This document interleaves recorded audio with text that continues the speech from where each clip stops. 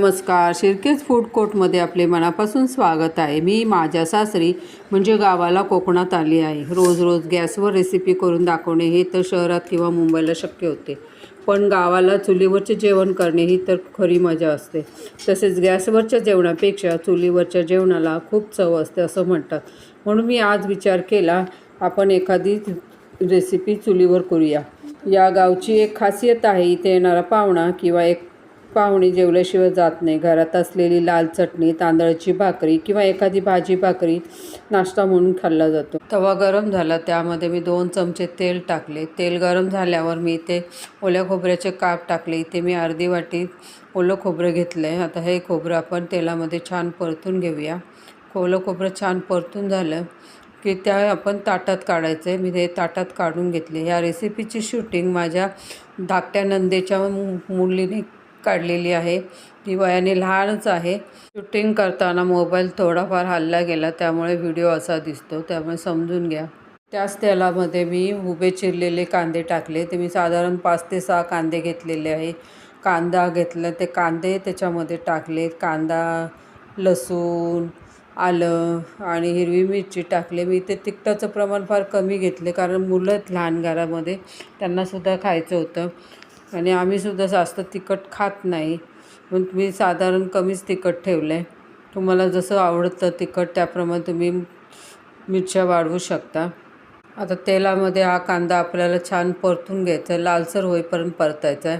इकडे माझ्या सासूबाई चिकन साफ करतायत. गावाला कसं आपल्या शहरासारखं नसतं, सगळं एकाच ठिकाणी बाजारात आपल्याला सर्व काही वस्तू एका ठिकाणी मिळून जातात, पण गावाला तसं मिळत नाही. त्यासाठी रिक्षाला 25 रुपये जायसाठी, 25 रुपये यायसाठी, असे 50 रुपये खर्च करावे लागतात. इकडे कांदा भाजून झाला आहे. कांदा छान लालसर भाजला. आता मी तो रिक्षा भरल्याशिवाय आपल्याला वेळेवर पोचता येत नाही. ते मी कांदा ताटात काढून घेतला. कांदा छान भाजून झाला आहे. आमच्या गावात कसलीच सोय नाही. हे चिकन दुसऱ्या गावात जाऊन आणलं आहे. तिथे पण मच्छी अशी भरपूर प्रमाणात अशी मिळत नाही, म्हणून चिकनच आणावं लागतं. या माझ्या सासूबाई भरपूर प्रेमळ आहेत बरं का. आणि आता चिकन साफ केलं तर ते स्वच्छ धुवून घेत आहेत. त्यांच्या मदतीला माझी धाकट्या नंदेची 2 नंबरची मुलगी आहे, ती आईला मदत करते. आई आता आमच्या मस्तपैकीचं चिकन स्वच्छ धुत आहेत. मुंबईला कसं 24 तास पाणी असतं. आपण नळाखाली एक चिकन खळखळ पाण्याखाली स्वच्छ धुवून घेतो 3 ते 4 वेळा. इथे पाण्याचा पण प्रॉब्लेम आहे. इथे पाणी साठवून ठेवावं लागतं आणि पाणीसुद्धा हे टोपामध्ये थोडं थोडं पाणी घेऊन 3 ते 4 पाण्याने आपल्याला ते स्वच्छ करायचं आहे. एका पाण्याने चिकन धुवून झालं आहे. आता दुसऱ्या पाण्याने चिकन धुवायसाठी घेतलं आहे. त्यामध्ये आता चिकनमध्ये पाणी टाकले. तुम्ही बघू शकता आई आमच्या कशा चोळून चिकन धुत आहेत आणि चिकन हातात घेऊन त्यातलं पाणी नितळेपर्यंत त्यांनी हातात ठेवलं होतं. पाणी नितळल्यानंतर त्यांनी दुसऱ्या टोपात टाकलं. पुन्हा तीच क्रिया करणार आहेत, तीच कृती करत आहेत. ते पाणी त्यातलं नितळेपर्यंत ते आपल्या हातातच ठेवून घेतलेलं आहे. नंतर दुसऱ्या टोपात टाकले. असं त्यांनी 3 ते 4 पाण्याने स्वच्छ धुवून घेतले. तुम्ही बघू शकता किती छान छान चिकन धुतले. आता ऐका सासूबाई काय म्हणतात ते. झालं. एका टोपात धुतलेलं चिकन आहे आणि एका ताटामध्ये मसाल्याचं साहित्य, त्यामध्ये भाजलेला कांदा, सुकं खोबरं, कोथिंबीर आणि एका परातीमध्ये पीठ मळून ठेवलेलं आहे. साधारण 7 ते 8 लोकांसाठी चपात्या होतील एवढं पीठ मळलेलं आहे. आणि एका डिशमध्ये 1 ते 1.5 टोमॅटो बारीक चिरलेला आहे.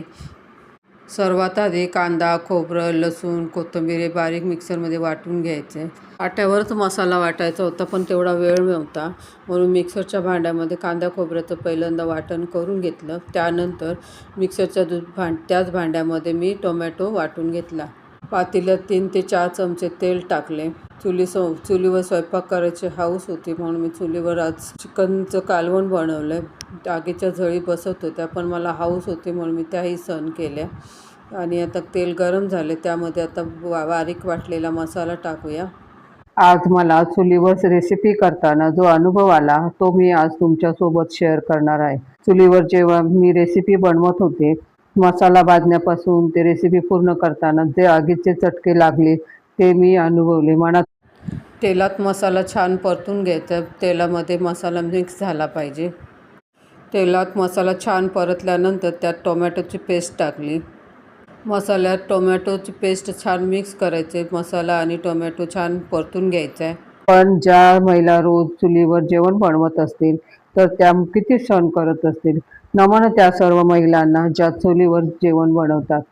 मसाला छान परतून झाला तर त्यामध्ये मी घरगुती करत असलेला मसाला तो टाकला आहे 2 चमचे.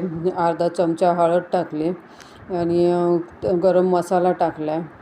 मी ते कमी तिखट असलेलं चिकन बनवले. तुम्ही तुमच्या आवडीनुसार कमी किंवा जास्त तिखट बनवू शकता. आता मी टाकलेला मसाला, कोरडे मसाले सगळे त्या मसाल्यात छान मिक्स करून घ्यायचे. तेल सुटेपर्यंत मसाला परतून घ्यायचा आहे. चुलीची आग जरा कमी झाली होती म्हणून मी चुलीची आग वाढवली आणि मसाला परतून घेतला आहे. मसाला सतत हलवत राहायचा आहे. चुलीच्या आगीमुळे मसाला लवकर जळू शकतो म्हणून मी सांशीने पकडून मसाला छान परतून घेतलेला आहे. सारखे हलवत राहून तो मसाला परतून घेतला. आता मसाला छान परतून झाला तर त्यामध्ये धुतलेलं चिकन टाकलं आहे. सर्व चिकन मसाल्यात टाकून झालं आहे. आता हे चिकन मसाल्यामध्ये मिक्स करून घ्यायचं आहे. छान मिक्स करायला पाहिजे. सर्व मसाला प्रत्येक चिकनच्या पीसला लागला पाहिजे म्हणून सतत हलवत राहून चिकनला मिक्स करत राहायचं मसाल्यामध्ये. चिकन मसाल्यामध्ये छान मिक्स झालं तर त्यावरती झाकण ठेवून वाफ काढायसाठी ठेवले 5 मिनिटासाठी. 5 मिनिटाने झाकण काढले. तुम्ही बघू शकता चिकनला छान वाफ आली. आता पुन्हा मसाला आणि चिकन छान हलवून घ्यायचे. सतत हलवत राहायचे. वाफ काढल्यामुळे सर्व चिकनला मसाला छान लागला. मी पुन्हा एकदा मिक्स करून घेतले. चवीनुसार 2 चमचे मीठ टाकले. ही रेसिपी बनवायला माझ्या धाकट्या नंदेने खूप मदत केली. त्यांचे मनापासून मी आभार मानते. चिकनमध्ये मीठ मिक्स करून घ्यायचे. त्यासाठी पुन्हा एकदा छान हलवून घ्यायचे. छान मिक्स करायचे. आम्ही दोघी नणंद भावजया कधी नणंद भावजासारखं राहिलोच नाही तर एखाद्या मैत्रिणीसारख्या राहिलो. गरजेनुसार आता पाणी टाकायचं आहे. मी इथे सुरुवातीला 1 तांब्या पाणी टाकले. पाणी छान मिक्स करून घ्यायचं आणि पाण्याची कन्सिस्टन्सी बघायची किती पाणी लागेल अजून त्यानुसार आणखीन पाणी टाकायचे.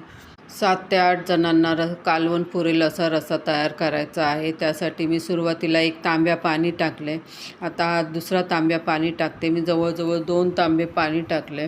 थोडं थोडं करत टाकले पाणी कारण रस्साचा अंदाज घेत मी पाणी वाढवले. आता मिक्सरचं भांडं आहे ना ते धुवूनसुद्धा ते पाणी त्याच्यामध्ये टाकले. रस्साचं कन्सिस्टन्सी बघितली किती रस्सा पातळ झाला आहे, घट्ट झाला आहे कारण शिजल्यानंतर तो थोडासा दाटसर झाला पाहिजे. मी पुन्हा हलवून घेतले छान. आता मला अंदाज आला आहे की आता शिजल्यानंतर रस्सा बरोबर तयार होईल. चिकन शिजतानाचा व्हिडिओ मिस झाला. तर चिकन तयार केल्यानंतर त्यावर बारीक चिरलेली कोथिंबीर टाकली. माझ्या बाचवंडांचे सुद्धा मनापासून आभार. व्हिडिओला लाईक करा, शेअर करा आणि सबस्क्राईब करा. व्हिडिओ पाहिल्याबद्दल तुमचे मनापासून आभार. व्हिडिओ कसा वाटला ते मला कमेंटद्वारे नक्की कळवा.